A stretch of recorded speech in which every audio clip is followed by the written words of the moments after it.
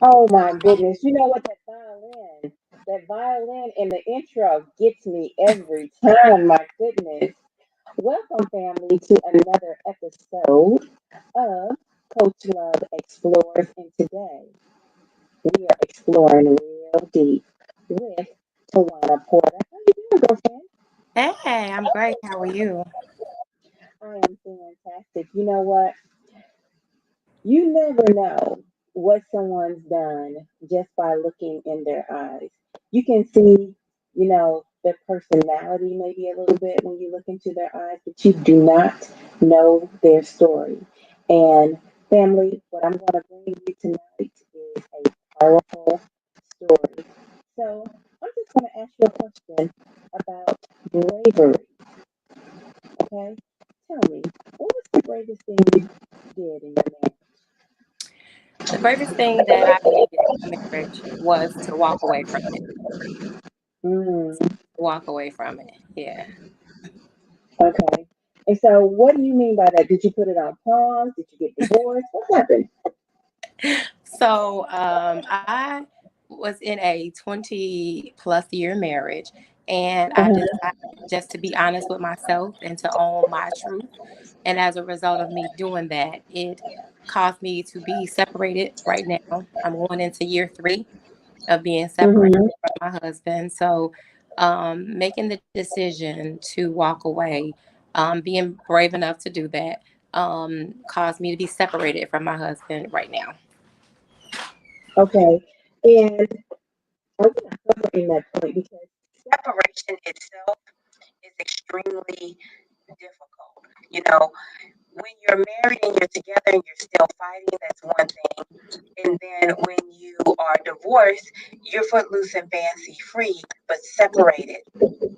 That's hard because that's that middle ground. Do Yep. you date or do you not date? Um, am I'm financially helping? Are we financially helping one another out, or do we not do that? Do we still own the same stuff or not? There's a lot of just really frustrating gray area. Can he walk in your house anytime he feel like it, or can he not? And vice versa. All of that, is kind of up in the air. You know, so let's just take a step back. You said that you had to get to know yourself. You got to know yourself and found out that you needed to get separated. What happened? I'll kind of go back a little bit because I was 14 when I met my boyfriend, then husband. We were Mm-hmm. heavily involved in the church. So by the time I was 21, it was all about, trying to do the right thing according to, our standards. We were Christian, Baptist church, trying to do the right thing, right? So in trying to do that, ended up, getting married. Did I know back then that I wasn't ready? I did. But Mm-hmm. once I signed up for it, it's like I'm this wife, I'm a mom because I had my first son at 18. From the marriage, we had three additional boys, so I have four boys. So Okay. it wasn't even an option. Nobody talks about divorce in the church, and as deep as we were in the church, that wasn't a topic that came up. So you get married and you just figure it out. Um, So I have a question. mhm. Do you feel like because you were pregnant and you guys were still together that the church really pressured you to get divorced? I mean, to get married? I do, I do. Mm-hmm. Yeah, because he was at that time we weren't married, we were dating. He was the drummer for the church. I was in the choir. So it was like, how can you minister and be in these roles in the church and you're fornicating and you're shacking? And it was like, you know what? The pastor would actually say, if it's good to you not married, it'll be better to you married. And so Wait a minute. Ooh, there's some powerful fornicating and shacking. real That's some word. good old church words. Yeah. Okay. Yeah. Okay. So, trying to do the right thing, did the right thing. And then once I got married, it was like, okay, now I'm this mom, I'm this wife. So I have to, play the role, if you will. And then at some point he Mhm. became a deacon and then he became a minister. So it's like the higher he went, it's like I can't even think about how I feel. I had to suppress it. And so Okay. yeah, so what I did was journal through the years, and I got to a point maybe 5 years ago where I was just like, you know what? I don't even like me. I have to make some changes. And one of those changes caused me to be separated from my husband. And you're right. That this part right here, it's either you're married or you're divorced, where you have a sense of kind of freedom. This place right here, because all the things that you just said is what I think about. Should I be dating? I just got to the place where I'm like, you know what? I'm going to date while separated. But here I am Mm-hmm. almost into 3 years of it where I decided that at first it was like, I'll move on with my life, but I won't date anybody officially because I'm still legally married. So this place, I don't like it. I don't like being, Wow. yeah. And you want to know what? One of our, hey, Aces over there. Aces Matters is a great place to stop into. So if you have a chance, visit her website. But Okay. she said, this is a very interesting comment. I agree. If it's good to you, if it's Not good to you married, I'm sorry, not married. if it is not, I'm sorry, Lord, if it's good to you not married, it will be great to you married. Yeah. That's interesting. That's interesting. Yeah, that's So what I'm told. your pastor said if it's good to you married, it's going to be better. I'm sorry, if it's good to you not married, it's going to be good to you married. Right. In other words, if you're having all this fun and you're enjoying it, shacking and fornicating, right? If you get married, it's going to be Hmm. just that much more better. So, and that's So what I we did. follow you. Did it change? Did the sexual activity change? I would say, you know what? It did, and I don't know why, which is crazy, right? Because it was something about just kind of moving at my own pace. You know, we know we were in the church, we were doing wrong, but we probably had more sex before we got married, and then once we got Mm-hmm. married, and I don't know if it was like my mental. It's just like I could never fully like give myself to him in the marriage. Don't ask me why. It was weird. I know. And like 20 years into the marriage, he was still asking me, where's your freaky side? And I was like, what do you mean? Like, what do you mean by freaky side? Because I never went like, there with him. And it wasn't until, because I was the one who committed infidelity in my marriage. And so it wasn't until I had that encounter that I was like, wait, this freaky side does exist. Totally wrong. Like I own my part in what I did. But that's when I Mm-hmm. discovered, yeah, there is a freaky side to me, but it didn't happen with my husband, which was really weird and unfortunate. So yeah. So I just want to,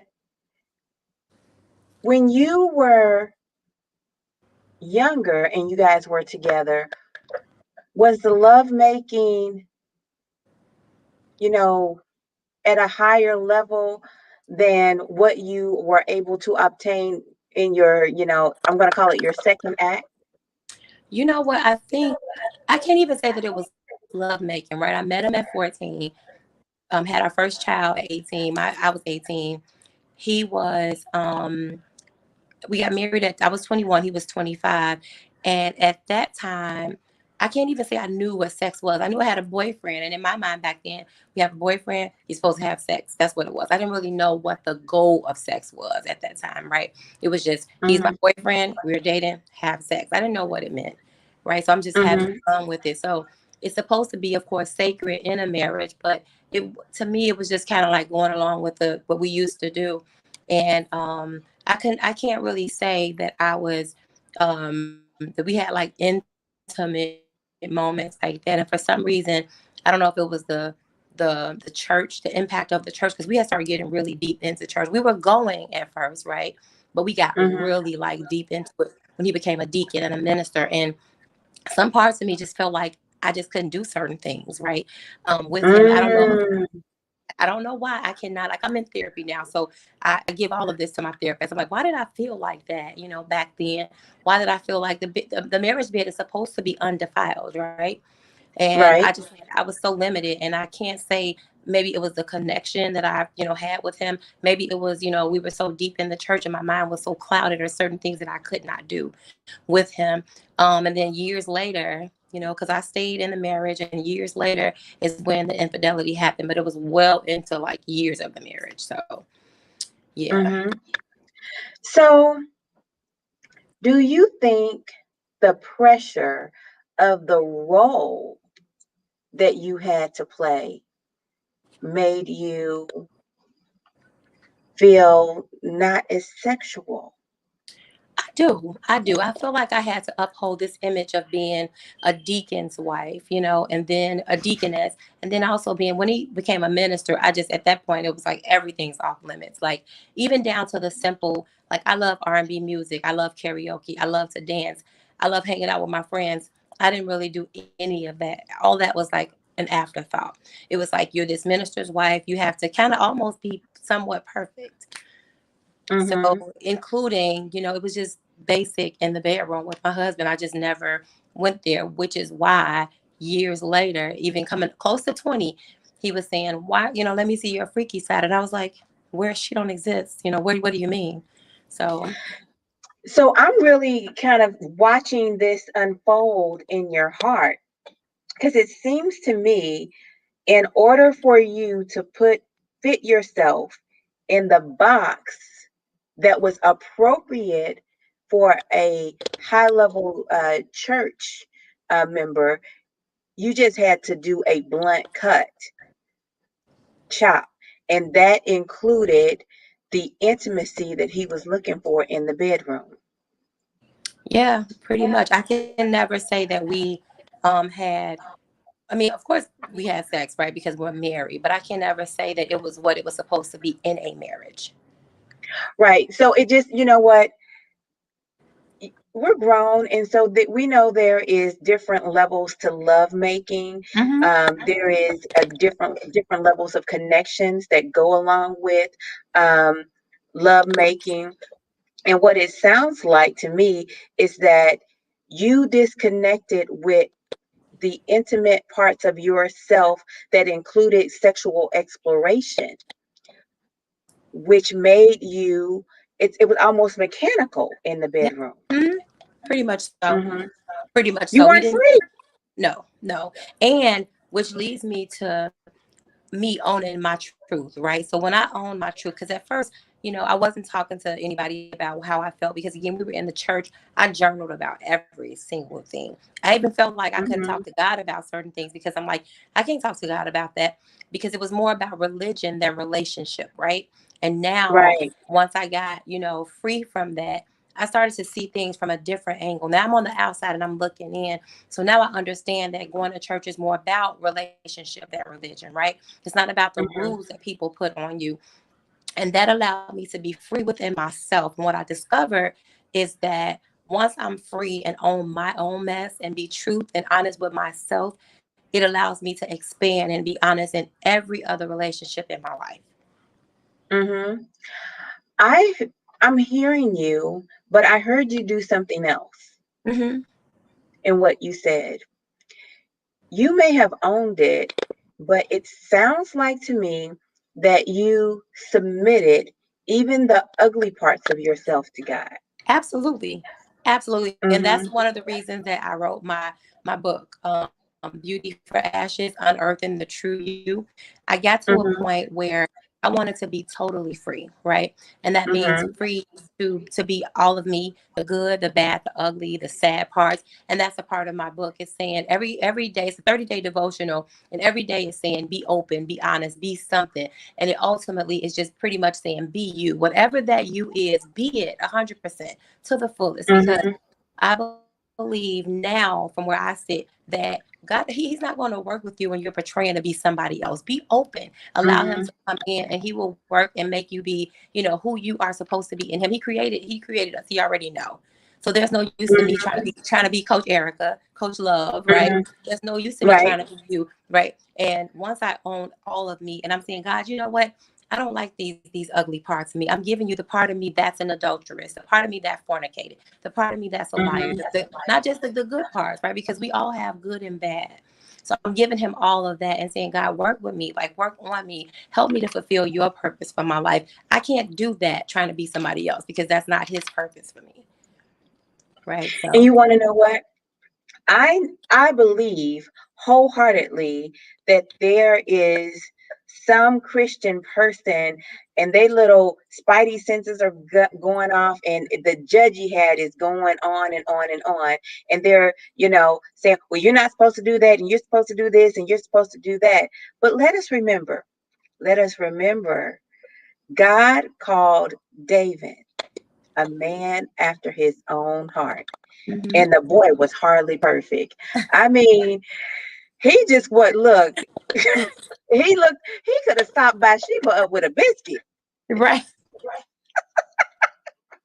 Just stopped her right And on up. Yep. Mhm. exactly. And that would have been safer because he surely had that woman's husband killed. Right. You're on Right. the front line. Yep. Now, exactly. Now, it's not a justification, but I only highlight that for this reason. God's not asking or expecting us to be perfect. He just wants you to be you, and he can work with that. Exactly. And he wants relationship with us. Yeah. He wants us to commune with him. You know, I'm going to go back to something David said in Psalms 139. He said, there is nowhere that I can hide from you. Hmm. Night is like day to you. Wherever I go, there you will be also. We can't hide it, but the enemy wants us to hide it, right? And that's where I was sitting in the church for years, and I was hiding because I knew what Hmm. I knew I wasn't happy. And let me just say this: marriage is beyond being happy. It wasn't that I wasn't happy in that relationship. I wasn't even happy with myself, and I knew it because I knew Hmm. that I wasn't living up to who I truly was. The things that I simple stuff that I love to do, like up to down to karaoke or dancing at receptions or whatever. I just kind of Hmm. all of that back and felt like I had to be this person who I was expected to be. And I was dying on Hmm. the inside. I was so miserable on the inside. So Hmm. you have to be yourself, and that's where I am right now. Like I feel so free, and not free to just go out and do whatever I want to do, but free to be 100% myself and give all of that to God and say, God, here I am. Okay, if this is not right, even being separated, if this is not right, show me what you want me to do. Show me which way you want me to go. But I did not believe He said, I come that you might have life and life more abundantly. I don't believe He wanted me to live like that, miserable. Right? That's not living abundantly. So. I agree. And this is going to sound wild, right? But for me, it was almost like you were trying to force yourself to have a Pharisee's mind. Mm, mm, Yes. And that's why you weren't free, because you were trying to be self-righteous, fake righteous, up to this standard that some external party had created for you. absolutely. Absolutely. Hmm. Yep, Hmm. absolutely. And one thing I noticed through all of this is that when you do that, it's only a matter of time, right? That was my story, right? But there are some people that may be struggling trying to uphold a different type of image because of man or the pressures of maybe their family or how their family, brought them up or whatever. You're not, it's only going to be a matter of time where the true you will surface, where you get to the point and say, I don't like me. I don't like this situation. You're going to be very uncomfortable and you have no other choice but to walk in who you truly are. It's suffocating. And what I love about you, Tawana, is that you're so free in offering this to us. This is very generous of you to offer this to us, because the reality is, maybe not to the same extent. We're not all asked to be a deacon's wife, Mm-mm. but there are pockets of so many women's life, and men. But the reason why I'm speaking about women is because we have so much pre-designed pressure. Most Mhm. women want to be mothers, but some women don't want to be. And if you don't want to be a mother, what do you get? A full dose of shame. But Right. Right. why? Right. Right. Right. You know, most women want to be married, but if you don't want to be married, well, why do you want to get married? You want to be by yourself. There is so much pressure that is built in to society when it comes to being a woman. Yeah. Yeah. And That's so true. we don't have as much freedom. Okay, so take us a little bit further down the road. Okay. So Oh, excuse me. So I'm trying to think about the marriage. So we stayed married. We ended up separating because I owned my mess, right? I went to him and I said Mhm. somewhere down the road, I said, I'm not excited. I'm not happy about this marriage. Something needs to change. I'm bored. I just don't like what's going on. And he was like, okay, we'll work on it. And I just didn't feel like it was, we were working. It was just kind of like we were on like autopilot. And so, Okay. I took it upon myself because whether to me, people have all reasons why they cheat. They'll say, oh, I wasn't happy, Right. or, it was financial. The bottom line is no matter why you cheat, it all ends up with being a choice because you can be unhappy and not cheat. Right. You can have Mhm. financial situations and not cheat. It all boils down to a choice and discipline. So I chose because I was unhappy or whatever was going on to step outside of my marriage. And as a result of that, it tore us apart. He hasn't really recovered from that. The year that he found out about my infidelity, he ended up eventually having a stroke, and then he just had heart Mm. transplant last year. So his health is like declined. And for years, like I had to. That's one of the reasons that pushed me to therapy because I started blaming myself. Like, oh my God, I was honest with myself, but it caused him to get sick. And then it was one Okay. one doctor that came in the room and said, you know what? Everybody that's stressed out is not having strokes. There's some additional health issues. So that kind of lightened my load a little bit. And then just praying and going to therapy and talking to different people, I kind of just had to shift and not take the blame and be ashamed. I owned it and I gave it to God and I asked him to forgive me. So it was just like owning my mess and just walking in my truth. So years down the road. So that was 2018, right? So now we're in 2021 and we're still Wait, hold on, because I got a major question for you. okay. What made you decide to cheat versus get separated prior to cheating? Because it was so many reasons. It was the pressures from the church, right? Because he was a minister, so it was the Okay. pressures from the church. It was the pressures from we have 4 boys, so I did not want my kids to even suffer or have to deal with abuse. So that was huge. It was the church people. It was our mutual friends. It was how the perception, how people are going to see us. Because once we did eventually separate, it affected all of that. The kids, the friends. So that Okay. was the reason that I kind of stayed on because I didn't want my main reason was I didn't want my kids to kind of have to deal with that. Okay. I follow that. And so how did it unfold to where he found out? Or did Oh, you tell him? How did that happen? so I hid it for years. He suspected some stuff, but I like lied. I hid Okay. it for years. And then one day at about 3 o'clock in the morning, he woke me up and was like, he went in my work phone that I didn't have locked. So my Oh. personal phone, right, was always with me. My work phone, I kind of used it as needed. And he brought it to me and said, okay, what's going on at 3 o'clock in the morning? And I could have still lied because I kept the lie going for years. I was at my breaking point. I didn't even want to lie anymore. So I was like, you know what? Mm. This is what it is. I'm just ready to be honest. And I just kind of told him everything. Yeah. So was it the same man that you were with all that time? Yep. Wow. Yep. So you guys were Yes, together. ma'am. How long were you guys together? Are you talking about my husband or the infidelity situation? The infidelity, the Oh, that what? that lasted 3 years, and it was an everyday situation for like 3 years. Yep. Wow. Yeah, and so I found out, how when the Bible talk about you reap what you sow or whatever, that happened Mhm. really really fast because um when my husband found out about it, I was honest. He had a stroke after that, so we still we stayed together, but he asked me questions like, are you in love with me? All the questions that come up, when people cheat, you want to know like, are you in love with him? Is this, is that, And I was open and honest with him about it, and as soon as he had the stroke and came back home, he just couldn't take it. I'm in his face every day, and all he see is like that situation replaying back in his Yeah. head, right? Which I understand. I can't, and I told him I can't tell you how long to heal, but it's not healthy for us to sit in each other's faces. And I knew that I had checked out, like years before that, and so he decided to move out, and he left.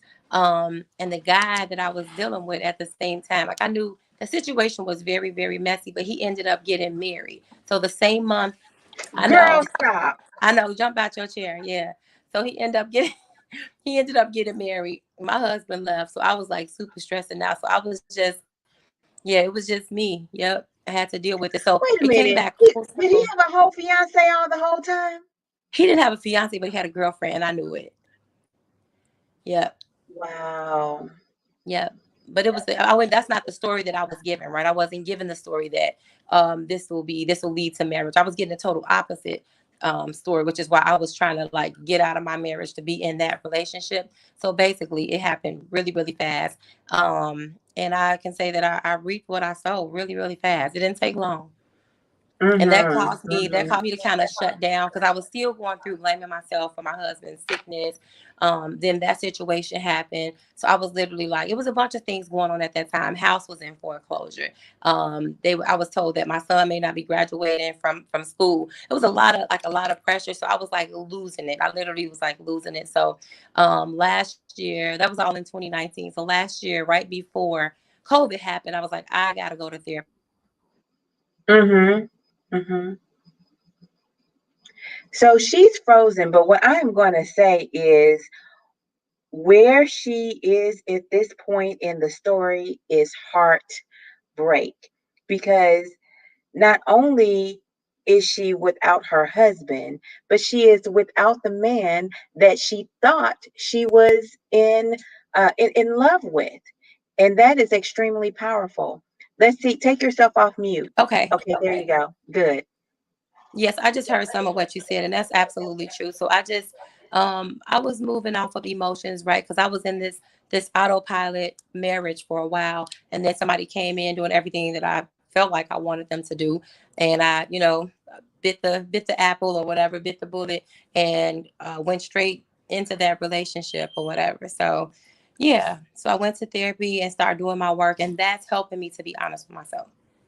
So I have to just pause right there because, in a way, the enemy had you thinking that you were real secure, just real secure, because you had options, right? And options make us feel secure. If you wanted to stay with your husband, you could. And if you wanted to, you know, go off into this brand new relationship, this adventure, you could. And you were just kind of putting your uh, pieces together. It was a puzzle, but Hmm. it was all based off of your choice. Yep. Hmm. And that's what we think security feels like, Mm. Yeah. you know. Girl. Very interesting. Okay, so um, this is all removed, and this is just to show you how good God is because He restored you. You Mhm. know, Mhm. He restored you. God wastes nothing, and so I find that to be amazing. Only the Creator could do this. Only could he restore us, even when it is us Yep. who have created these situations. Um, and so I like to remind women not only can a man be a man after God's own heart, but we as women, we can be women after God's own heart. Absolutely. And absolutely. And when we give him, like David did now, girls, like David did, when we give him all of us, he can restore us. So we don't have to be perfect. We just have to give ourselves to him. So just, I love it. Anyway, girl, go ahead. Don't make me testify. Don't make I'm here for it. I'm like, okay, Erica, let's go. Yes. No, I'm here for it. No, but you're absolutely right. And I like to call those self-inflicted wounds, right? Because those are Yes. decisions and choices that we make, right? And not Uh-huh. really thinking about the consequences up front, but in every decision we make is consequences, whether it's good or whether it's bad. So even though it was a stressful, painful process, the other side of it being separated is crazy because I have this peace, right? That I know only comes from Mm-hmm. God, even though I'm outside of the marriage and I'm in this like holding spot. I hate being in this separated spot because it's like, I'm dating now, and it's like if he decides to say, okay, I want to marry you in the morning, I'm still legally married, so I gotta, figure out that situation. But Mm-hmm. it's tough. It's not an easy space to be in. And the crazy part right now, because my friends ask me, I have one friend that I talk to almost always, give me that question. Okay, when are you getting divorced? When are you getting divorced? And I'm like, it's not that she's putting the pressure on, but she's letting me see like, okay, you can't move forward still having that. And my thing is like, he needs my insurance because of all of his ailments or whatever. And whether I take him off or keep him on, it's not Mm-hmm. going to change. So I'm still like trying to figure out that part of it right now. But Mm-hmm. overall, I'm just getting to the point where I can literally say I'm happy just because I wake up in the morning, just because I have my eyes, not because of a relationship that adds to my happiness, but I don't want to base it off of like my job. That stuff can change. So I'm really like doing Right. deep like dives and find out who am I, like what do I really like, who am I, why am I making these choices, what's my why do I do this, why do I get up and go to work in the morning, why am I dating this person, why, and just trying to center myself in everything. Mm-hmm. I think that I applaud people who just go right and get divorced or what have you. That is fine. Um, but there is something that you can receive by staying separated. You can just kind of settle into yourself, review everything that you could have done differently. And you can review what you think is what marriages should be about and what lessons should you be learning before moving forward. And so I think that it is important to extract the nutrients from where you are right now. So wherever it is that you are right now, go ahead and extract the nutrients so that when it's time to go to the next step, we're on stable ground. And I say that just from what I learned, being in one relationship and then wanting so much to be in love in the next relationship. But what did I learn? What did I learn? That you can't take all that baggage and foolishness from one relationship to the next relationship, and it's not necessarily that you're going to treat somebody bad or you're going to pick a bad person. It's just that you have not become whole in yourself, Yep. Yep. And and that's so why, that's the big. yeah, that's why I had to take the time to journal, because I'm a big, like, I love journaling. So I asked those questions Mhm, that you asked, like, what did I do wrong? I literally have a sheet of paper, and I had, what did I do right in my marriage? What did I do wrong in my marriage? Right? What did he do right? What did he do wrong? And we did end mhm, up going to counseling. And what was weird to me, not weird, but what was interesting to me about going to counseling, we went to like 4 different ones, and they all said the same thing. They all said, when did you okay. fall? When did you fall out of love with your husband? And I was just like, wow, like I never felt like I was ever in love with him. And so I asked my I therapist. was sure about to say that. I was like, were you ever in love? Right. So I asked my therapist, and I said, how could you be married to somebody for so many years and then feel like you never were in love with them? And I told him my story of how, my dad wasn't in the house with me when I was coming up, but that's like no excuse. It's just facts, right? So I didn't know what Mhm, it was like to have a male figure that you looked up to as far as like a dad, right? In the house with you. It was women that were the dominant ones in my household. And so when he came around as this boyfriend, he was older than me. I kind of drew to him as if he was this protector, right? So it was yeah. his security. It wasn't the feeling of like, this is my man, I love him. I loved him, but not like I'm in love with him. It's a difference. And so I drew on more to his security than to him as like being in love with him.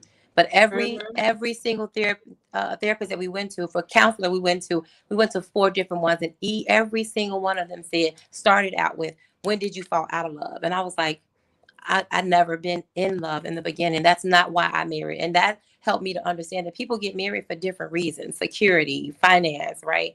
No. So, Mhm. and I felt like the first time that I got married, I did it because I felt like it was the right thing to do, not necessarily because I wanted to. I just felt like it was the right thing to do because of the environment that we were in. And Mhm. I do know that I do want to get married again, but I want to do it because I want to do it, right? Not because I feel like I have to do it. Okay. So, let me just ask you this crazy question. Where you are in life right now, what's sexy to you? Wow, what's sexy to me? Mental stimulation, right? Okay. Mental stimulation, deep conversations, um, support, care, attentiveness. Of Mhm. course, I love arms. All the physical stuff is fine too, but it's more than Mhm. just it's past the physical. Like, how can you touch me without touching me, right? Mhm. Mhm. That is sexy to me. I'm in complete agreement with you. Um, s- Physical sexiness is fun to look at. It's just fun to look at, though. You know, I think a man's mental is so important. You Hmm. know, for me, I like to sit back and see how a man moves. And what I mean by that is what kind of decisions you make, what kind of circumstances you create. Hmm. That's what I want to see. Right. So all that comes with the mental, right? Like, and I was just talking to my guy about this, like how you make your own decisions. Like, what do you have that's yours, right? Like, Hmm. not just be it's beyond do you have your own friends? Can you pay your own bills? Can you make your own decisions and choices? All that comes into the mental to me, right? Because we already know how you can get down in the physical. That's like a no-brainer, right? You can have that Hmm. connection. It is what it is. But it's like outside of that, what type of connection do we have? Do we have that mental connection, right? Do we have that spiritual connection? Do we have that Hmm. emotional connection? Because most of the time, women are more emotional to me than men are, or at least they portray, right? And in talking to my brother and my guy recently, like men, they actually deal with some of the same things that women do, but we look at men and so they have to be, just strong just because they're men, and they should be strong, but we shouldn't negate the fact that they actually deal with things too, right? So I think that the deep conversations and how a man, like you said, how he moves. Like if you're in a situation, how you gonna handle that? If you're under pressure, how you handle that, right? Because I know I'm coming with some Hmm. stuff. I could be a Hmm. lot. I can be a lot sometimes. I can be extra, as my friends call me extra. I can be extra sometimes. So just being able to put up with me, to deal with me and my stuff too, because I know I'm coming with some stuff. Yeah, but Yes, that's and I what's like. yes, and I want to know how do you respond to the world around you? Like it would be very difficult for me to be with a man who doesn't have a servant's heart. Like you're not Mhm. volunteering nowhere. So at no point in the year do you serve something, do something for people that's just because. Yeah. I That would be hard if the guy was just selfish in that way. I feel Hmm. as if you have to give. So that's important to me. And when I say, how do you move? Like, there is pressure in this world. Okay. So when, when you're faced with maybe racism, how do you move when you're faced with some aggression? You know, how does that affect you? What does that make you think about? And how do you respond to that? You know, I have to have a man who makes situations better, not just fall victim to whatever stimuli that's out there. Can't do it. Yeah. No, that makes sense. And then relationships, period, right? Like you should want to be with somebody that make you better. Like I got a lot going on. I got kids, I Hmm. have a job, I have my parents that rely on me to some extent. So I have a lot going on, plus my own stuff, right? I sell jewelry. I'm really active with my friends. I have a lot going on. So um I'm dating somebody, yeah, like how can you help ease some of the stuff like that? At least be my peace, right? With all this stuff that's going on, be my peace, Mm-hmm. right? And allow me to be Mm-hmm. that for you. So yeah, that's huge. That is huge. That is excellent. Okay, so take us a little bit further down the road.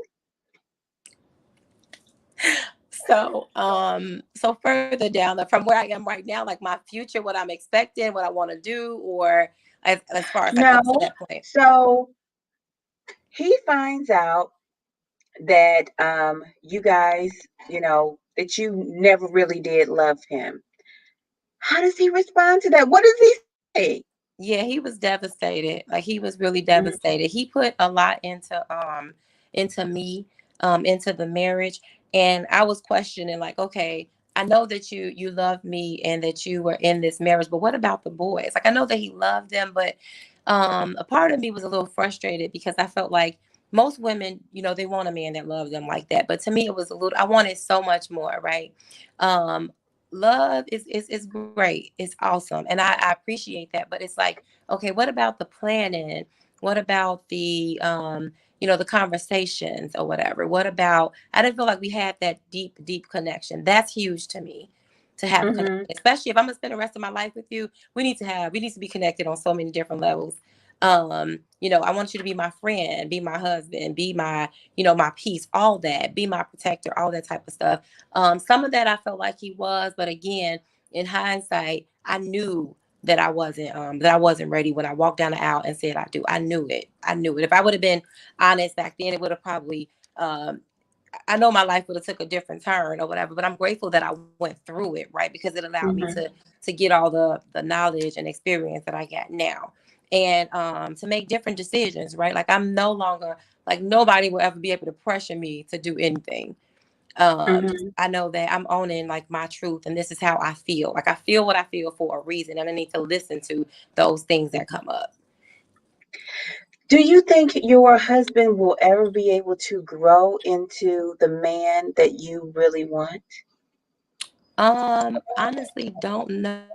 Like he hasn't really gotten over us, right? We still communicate. We have 4 boys, so when he was going through his sickness, my son, myself, we were still active, helping him get to his doctor's appointments and stuff. And this was even through last year. Mhm, What I do know is that you have to have a changed mind in order to change, right? If you don't change your mind, you're not changing mhm, anything. And with him, from the conversations that we still have, he's pretty much still about the same. So I know mhm, that I believe that God can do anything. He can make you change, or he could, he could intervene and make the change. But you have to be willing, right? And for me talking to him, he's still about the same. And I have to own how I feel. I didn't feel connected to him in all those years, so I don't want to go back that way. mhm. So now you feel like it doesn't matter if he changed or didn't change because you're done with that. Yep. You're Yep. done with that. Yep. I checked out before I was like before we separated. I had already checked out because there Okay. was And some. there's no checking back in your Holiday Inn. It's a wrap. It's a wrap. Yeah, because it was so much of me that I didn't like in those 20 something years. I don't want to go back down that road. Okay, so I see. Because if you went back to him, you would have to visit your old self. Absolutely. Mhm. I ain't, Mhm. I ain't like her. That's some revelation. I'm curious, what didn't you like about her? That I was like controlled. I cared too much about what people thought.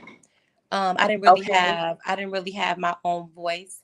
I felt like I had to be controlled by who people thought I was, live up to their expectations. I ain't like that. And I Mhm. wasn't free to be myself. So is he still a deacon and all of that kind of stuff? He's still a minister. Yep. Mhm. Mhm. So do the church people give you some lip? You know what? Not directly, but I've heard, you hear stuff, right? I've Mhm. heard things. Um, just recently, the last thing I heard, maybe about 2 weeks ago, somebody reached out to me and say, "Hey, I saw him and he looks, he looks really bad." And they said, I was told that it's because his ex-wife left him. And Mm, I just kind of said, well, you probably should talk to him about that, and kind of left it at that. Because what I did mhm. learn too is that when we were together, people were talking, right? They have their opinions. We're not together. They have them. So you might as well just do what you need to do for you, because people are going to talk on either end. I'm going to be mischievous. There ought to be 5 or 6 women with a fan ready to, a fan in a church hat ready to get them. Girl, it's How crazy. terrible. Yeah, it's crazy. Yeah. Mhm. But no, I'm just kind of being a little silly. But I only say that because those are, it's like almost cartoonish a little bit with the religion and the religious artifacts that have, gone from, this to that, that makes people, they you know, use religion to judge other people when that's not really what it's for. You know, religious things like taking the sacraments, that is to edify God. Right. God didn't say nothing about put on your best church hat. He didn't say, That's or a whole block. girl. That's a whole different situation. I literally probably put my first. So before we got married, I was wearing like shorts and all that type of stuff. Once we started getting deep, deep, deep, I started wearing shorts. I stopped wearing certain things. I probably put my first pair of shorts on maybe about 4 or 5 years ago. In Hmm. like years, so to your point, stuff like that. Wearing stockings in 100-degree, 90-degree weather, Hmm. all Hmm. that type of stuff. It was a lot of rules, and that's why I was telling you earlier. It was more about religion than relationship. Right. Yeah. Exactly. I want people to love the Lord all day long, but I want them to do just that. I don't want them to use God's word to beat up on one another. Yep. And unfortunately, my beautiful Christians, brothers and sisters, we just get that Bible and we beat it. Beat it. Don't do that. Don't give people concussions with the Bible. Yeah, and it happens all the time. I mean, we were at a point one time. We were in church Sunday, Tuesday, Thursday, Friday, and Saturday. Some Saturdays to clean up or rehearsals and stuff. But yeah, we were pretty deep. Yeah. Yeah, and I don't regret it though. I do want to say that I don't regret it, because I feel like a lot of things that I learned from there, as far as like my leadership skills or being able to articulate or speak or whatever, comes from there, because we were put on the spot a lot. Different programs, you have to grab a Bible scripture and bring it out like right now. So I don't Mhm. regret it though. And I don't think you should. There is nothing wrong with being in the church 7 days a week.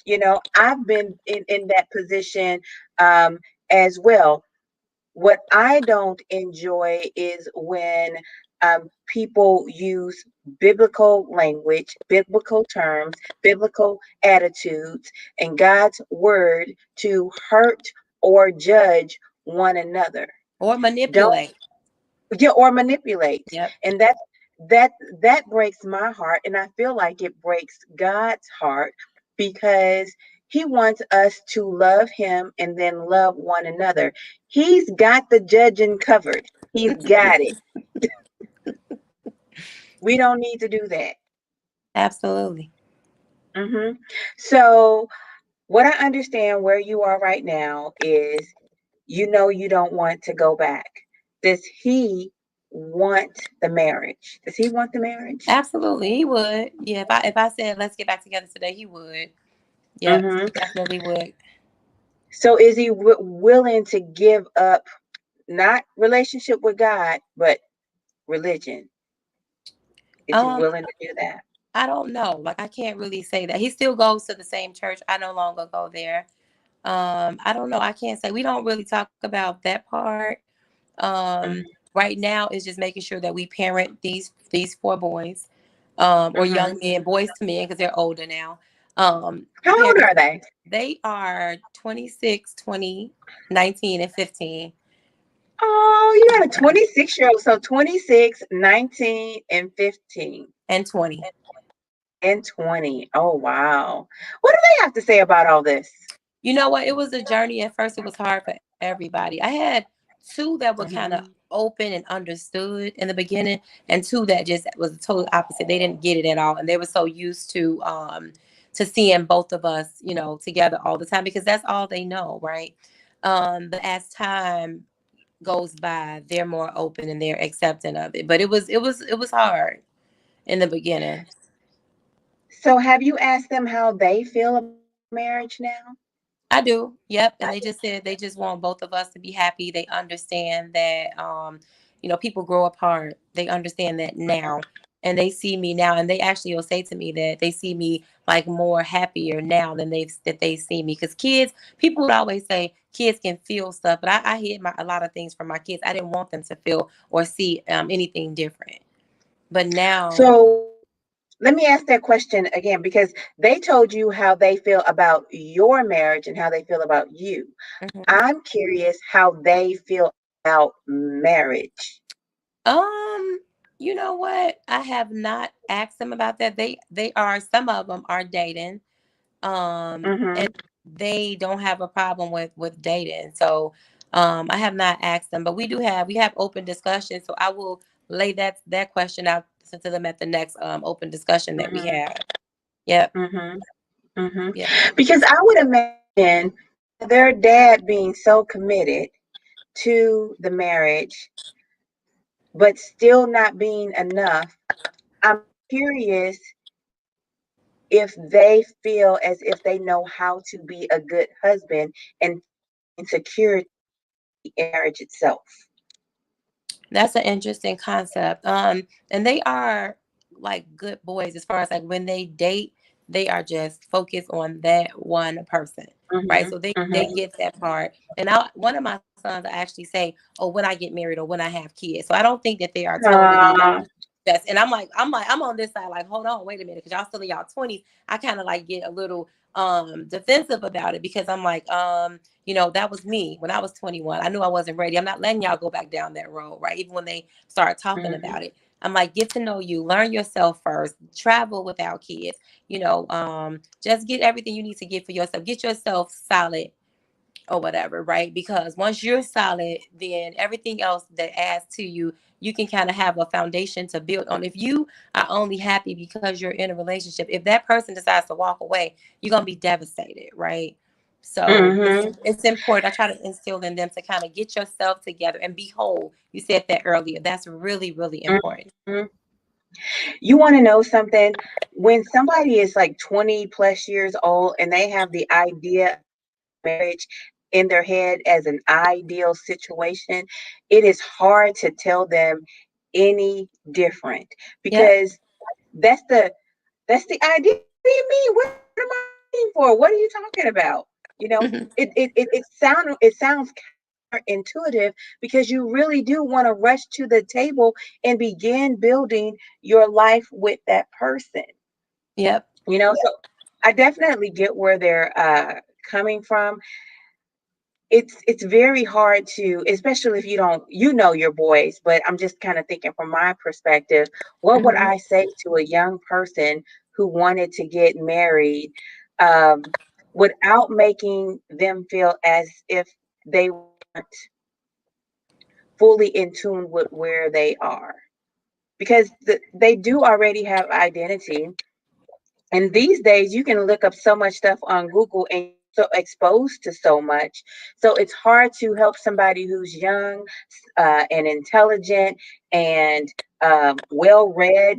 They have all this knowledge that there is just self development that occurs over time only with maturity. Hmm. You know, And that's then the only even thing when that you're changes is perspective in time. right, and then even when you're mature, right, you're still gonna be forever learning. That's 100%. And I'm a person who believes in lifelong learning. So, and I don't ever want to change that about myself. But um, when you are like, first of all, this is one thing I did learn, and sometimes this works when I talk to younger people. I'll say, "Do you know that your brain is not even fully developed till you're 25?" And then I get that crazy look, and then they go look it up, and they're like, I say, "See, you know that, you know." Yeah. And that's why, like, I'm not totally against it. I love love, right? So if I look at my 26-year-old, if he came to me and say, I'm ready to get married. Okay, first of all, you have to keep a solid job, right? It's things that you have to do because you're not getting married and moving here, right? It's like you need to be able to provide for your family. So, I mean, if Mm-hmm. you're not even there, and then it's like, who are you? Do you know who you are with outside of that relationship first? Do you have like your own self established, right? Bring her into your world. You come into her world. Don't make your world just because I'm in this relationship. Yeah, you're gonna be learning each other forever. You're still gonna be learning stuff about yourself Mm-hmm. because different situations as you get older brings out a different you if you haven't experienced it before, right? So Wow. it's going to call for a different level of you. So you're never learning. So I wouldn't say wait till you fully know yourself, but you have to have some type of foundation because what you going to offer the other person, right? What do you have to Mm-hmm. offer? What do you have to offer her? If he said, I'm absolutely ready, I know who I am, whatever, that's a decision he has to make, right? I'm Mm-hmm. just, I'm there to support him. I'm not that controlling mother, but I will let you know my story, how I felt or whatever, and how I see the situation. If he comes and say, this is what I want to do, I support it. Yep. All right. All right. Do me a favor. Read us one of your excerpts. Girl, my earring and fell off, child. But read us one of your excerpts out of your book. Pick one of those devotionals for us Oh to my God. share with us. And I don't even, because I only have the ebook now. My hard copies are coming. I don't even have it. I wish you would have told me sooner. I don't have it with me. Like right now, I have to look it up and I'm not logged into my computer. So I am so Okay. sorry. Yeah, that I don't have it. But it's a 30-day devotional, and every day it's just saying be at peace. It gives so basically it gives you something a command basically saying be at peace, and then it'll give you a Bible scripture that talks about peace. Like I think that one talks about the peace that passes all understanding, and it's just saying just one off the top of my head.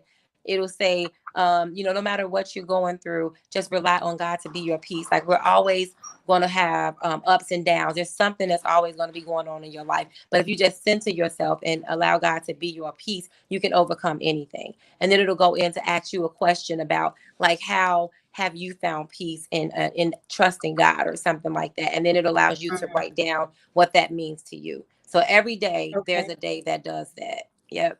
Okay. And where can we pick up your book? Amazon right now. You can find it on Amazon. And it is if you just go on Amazon and type in Beauty for Ashes. I think there's two books out there with that title. Mine is the subtitle is called Unearthing the True You. And it's $6.99 on Amazon. That is the e-copy, but I do have the hard copies that will be available soon, probably within the next 3 weeks. They are being printed right now, so I'm super excited about that. And if somebody wanted to reach out to me, they can find me, email me at Tjuana Porter, the number 2 at gmail.com. All right. That is wonderful. That's Tjuana Porter, Number number 2. 2 Yep. at gmail.com. All right. Reach out, family. As you can see, she is open, honest, and has a real heart for God. We appreciate you guys. Thank you for stopping by. Thank you. Mhm.